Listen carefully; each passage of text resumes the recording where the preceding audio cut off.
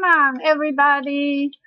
You are on the channel for English for Biology majors, which is brought to you by Tsinghua University's Susan Ye. We hope after you learn this class, you will think biology is fun and to read biology book is piece of cake. Let's go, yay! Hello everyone. Today we are going to finish lesson 15, which is the last part of tissue and organs. First, we still need to review what we've learned last time. On the first part of lesson 15, we learned that when we want to talk about ligament, we use this prefix, desmo, D-E-S-M-O. And for muscle, we have two prefixes, musculo, M-U-S-C-U-L-O, and myo, M-Y-O.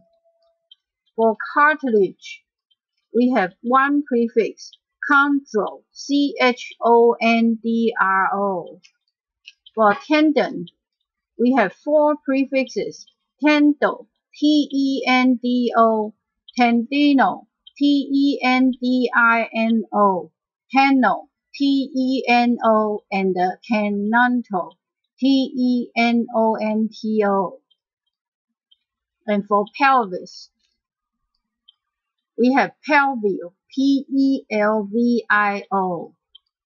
Now let's move to the last part for tissue and organ, which is also the second part of lesson 15. For salivary gland, we have one prefix, sialo, S-I-A-L-O, or sialo. Our example is sialoadenitis. Sialoadenitis, it can also be written as sialoadenitis, which is the inflammation of salivary gland. Now these three are the salivary gland. When we want to talk about sweat gland or anything that related to sweat, we have one prefix. Now this is the sweat gland in our skin. We have this prefix, hydro, H-I-D-R-O.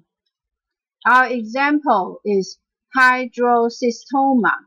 Hidrocystoma is an adenoma of the sweat gland or a retention cyst of a sweat gland.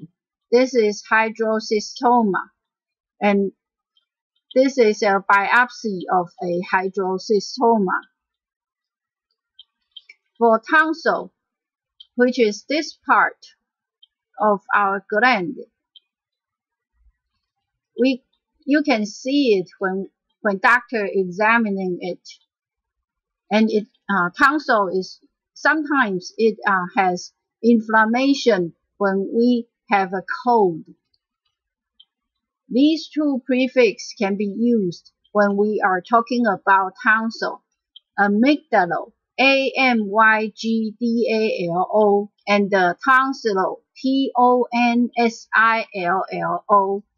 Amygdalo also means things that are almond-shaped, because our tonsil gland is almond-shaped.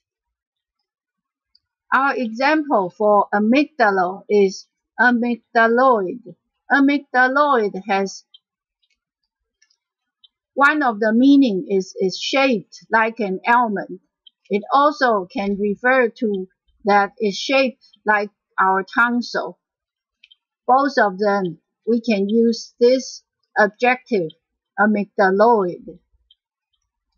And for tonsillo, T-O-N-S-I-L-L-O, we have an example, tonsillectomy. Tonsillectomy is a surgery procedure to remove the tonsils. Now, especially the palatine tonsils, which is shown here. And tonsillectomy is also frequently accompanied by an adenoidectomy, which is the excision of the adenoids Adenoid means the pharyngeal tonsil. Let's review what we learned for tonsil. We have two prefixes, amygdaloid, A-M-Y-G-D-A-L-O,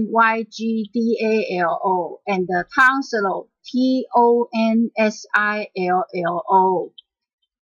For bone, we have two prefixes, osseo, O-S-S-E-O, and the osteo, O-S-T-E-O. Our example for osseo is osseous tissue. Osseous tissue, as shown in this picture, is the major structural and supportive connective tissue of the body, which forms the rigid part of the bone organs that make up the skeletal system. And there's two types of osseous tissue, compact bone tissue or spongy bone tissue. There's a research saying that for modern people, we have more spongy osseous tissue than compact bone tissue because modern humans do less labor-intensive work, so we don't need that much of compact bone tissue. For osteo, O-S-T-E-O, our example is osteoarthritis.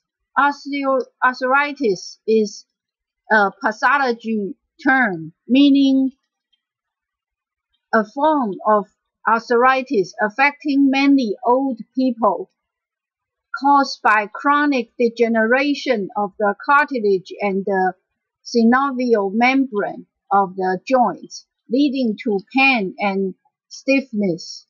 Some of the people which has severe osteoarthritis, you can see their joint is all swollen and twisted. Let's review what we learned for bone. We have two prefixes, osseo, O-S-S-E-O, osseo, and osteo, O-S-T-E-O. For spinal cord, we have two prefixes, myelo, M-Y-E-L-O, and spinal, S-P-I-N-O. Our example for myelo is myelocyte. Myelocyte is a large cell found in bone marrow that becomes granulocyte when mature. These three are the granulocytes in our blood.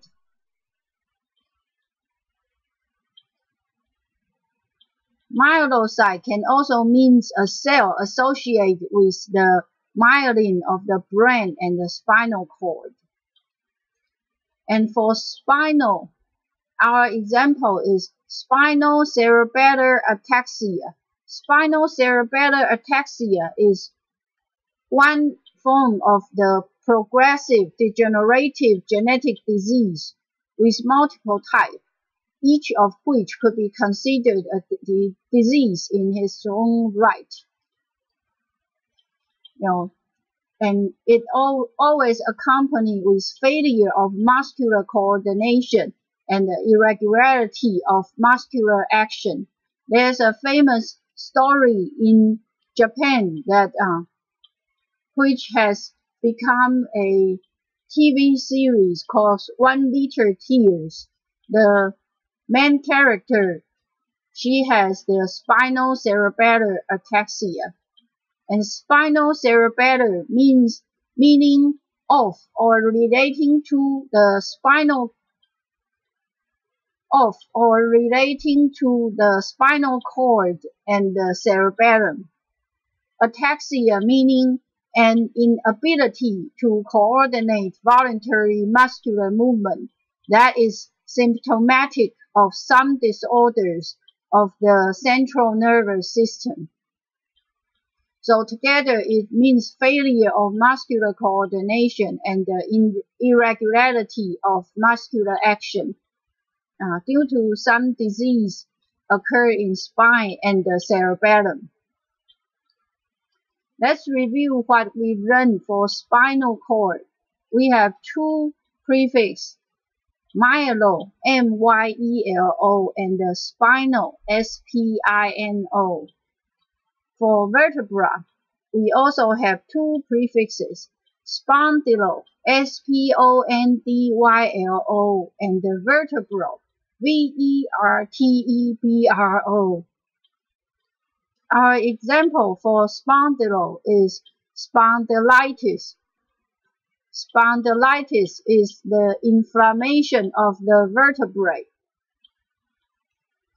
And this is a picture of ankylosing spondylitis, which happens quite frequent in Taiwan.